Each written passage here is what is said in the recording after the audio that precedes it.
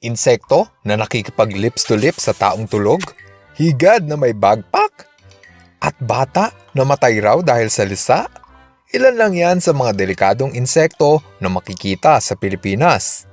Alam nyo guys, palagi tayong nanunood ng top 10 list of dangerous insect sa ibang bansa.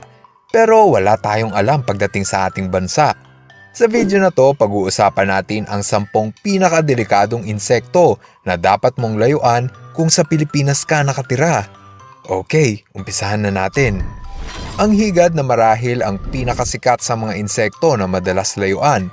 Isa sa pinakadelikado na dapat mong layuan ay ang mga higad ng tusok moth.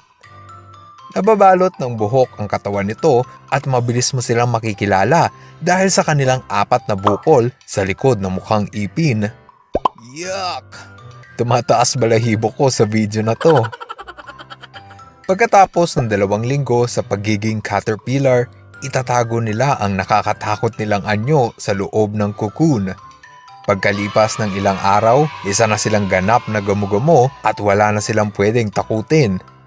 Dapat mong iwasan ang mga higad, lalo na kung may allergy ka sa buhok nito dahil pwedeng mamaga o magpantal ang iyong balat kung hahawakan mo ito. Kahit malayo kang nanunood sa higad, kayang lumipad ng buhok nito at sumama sa hangin papunta sa balat ng tao, kaya huwag ka na lang lumapit dito. Kung may galit kayo sa higad, ang susunod sa listahan ay siguradong kasusuklaman mo. Ito ang mga bedbugs o masikat sa tawag na surot. Tinawag silang bedbugs dahil madalas itong makikita sa mga kama at upuan kung saan tayo nagpapahinga. Meron kasi tayo na paborito ng mga surot at yan ay ang dugo. Ang isang surot ay kayang uminom ng dugo ng tao hanggang sa lumobo sila ng 4 na beses o kasing laki ng buto ng mansanas. Hindi mo mararamdaman na kinagat ka na pala nito dahil sa anesthesia na tinuturok niya. Ang pag-inom nito ay karaniwang umaabot ng 5 minuto. Pagkatapos nila uminom, iiwan nila ang iyong balat na puno ng pantal at pangangati. Marami na akong experience sa surot, lalo na sa mga bus na sinasakyan ko sa EDSA. Kaya para hindi mo ma-take home ang mga surot, ibabad sa mainit na tubig ang lahat ng iyong sinuot para malunod. Ang pang-8 sa listahan ay ang mga gagamba. May 1,000 species ng gagamba sa Pilipinas. May malaki at may maliit. May masarap paglaruan pero may iba na dapat iwasan. Sa Pinas, ang 2 gagamba na nagtataglay ng malakas na kamandag ay ang brown widow spider at redback spider. Kalahi sila ng mapanganib na black widow spider. Hindi man nakamamatay ang kanilang lason, asahan mo ang kasumpa-sumpang sakit na idudulot nito sa iyo. Meron kasi itong lason na tinatawag na laterotoxin na pwede magdulot ng pananakit ng buong katawan at pagtaas ng blood pressure. Hindi ito kilalang agresibo at napakabihira lang mga gat. Kapag nakakita sila ng tao, mas gusto pa nila ang magtago kaysa lumaban. Gayunpaman, dapat mo pa rin itong iwasan dahil proven and tested na ang bagsik ng kanilang kamandag. Ang pang-7 sa pwesto ay ang mga kuto. Wala silang mapanganib na lason pero siguradong magtataasan ang balahibo mo kapag nakakita ka nito. Lalo na kung kumpul-kumpul ang kuto na makikita mo. Ew!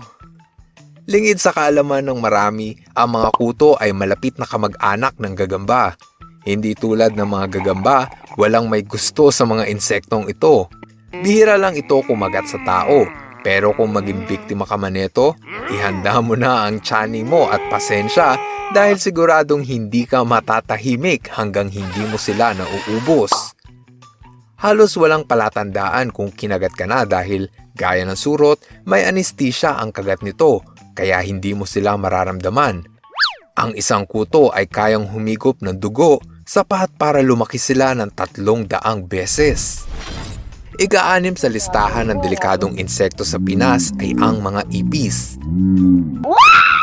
Nakakatakot at nakakadiri ito, maliban na lang kung ikaw si Boy Tapang. Yon nga lang, hindi lahat pwede maging kasing tapang ni Boy Tapang at ang iba ay napapatalon sa takot. Ang mga ipis kasi ay carrier ng iba't ibang sakit gaya ng salmonella, Staphylococcus at Streptococcus. Ang mga sakit na ito ay delikado sa tao at pwede mong ikamatay kung papabayaan. Anumang matapakan ng ipis ay siguradong mahahawaan ng bakterya na pwedeng magdulot ng pagtatae, kolera, typhoid at lagnat. Simple lang naman ang mechanics, panatiliing malinis ang bahay. Maliban na lang kung tamad kang maglinis at hindi ka naman takot sa ipis, then go ahead, live your life. Bakit kaya sobrang nakakatakot ang ipis kapag lumilipad, lalo na pag kumapit na siya sa damit mo? At lalong hindi ka mapakali pag naamoy mo ang signature scent ng mga ipis kahit wala ka namang nakikita. Oh, bago natin ipagpatuloy ang listahan, baka pwede mo namang pindutin ang like button. Medyo napuyat ako sa paggawa ng videong ito, pero inspirado ako dahil sa mga taong nanonood tulad mo. At para updated ka sa mga bago kong video, makatutulong kung mag-subscribe ka sa Free Thinking Pinoy Channel. Ang delikadong insekto na pupwesto sa ikalima ay ang mga alupihan. May 30 species ng alupihan sa ating bansa, ngunit ang mga red-headed centipede ang dapat mong iwasan. Believe it or not, may namatay na sa laso nito. Noong 1932, namatay ang isang batang babae matapos siyang makagat sa ulo. Ang mga kaso ng pagkamatay ay napakabihira lang at madalas ang mga bata ang vulnerable sa lason. Gayunpaman, dapat mo itong layuan dahil madalas sa nakakagat ng alupihan ay ang mga taong pilit silang hinuhuli. Napakabilis nitong kumilos dahil sa dami ng kanilang paa. Hindi ito agresibo sa tao, pero handa silang lumaban pag na-corner. Tingnan mo naman, sa laki ng pangil at dami ng paa, wala silang dahilan para matakot sa tao. Pang-apat ay ang mga kissing bug. Maraming Pilipino ang hindi pamilyar sa insektong ito. Mukha silang pangkaraniwang insekto na hindi mo aakalaing mapanganib pala sa tao. Dahil dyan, madalas itong isinasawalang bahala. Lingid sa kaalaman ng nakararami, ang kissing bug ay umiinom ng dugo ng tao. Delikado ito dahil kung may allergy ka, pwede kang makaranas ng anaphylactic shock at mahirapan sa paghinga na pwede mong ikamatay. Maliban pa sa extreme allergy, ang mga kissing bug ay carrier ng parasite na tinatawag na Chagas disease. Ang Chagas disease ay nakamamatay dahil pwede nitong palalain ang sinumang may sakit sa puso. Tinawag silang kissing bug dahil madalas itong sumisipsip ng dugo sa nguso o labi ng tao. Umaatake sila tuwing gabi kung kailan mahimbing na natutulog ang kanilang biktima.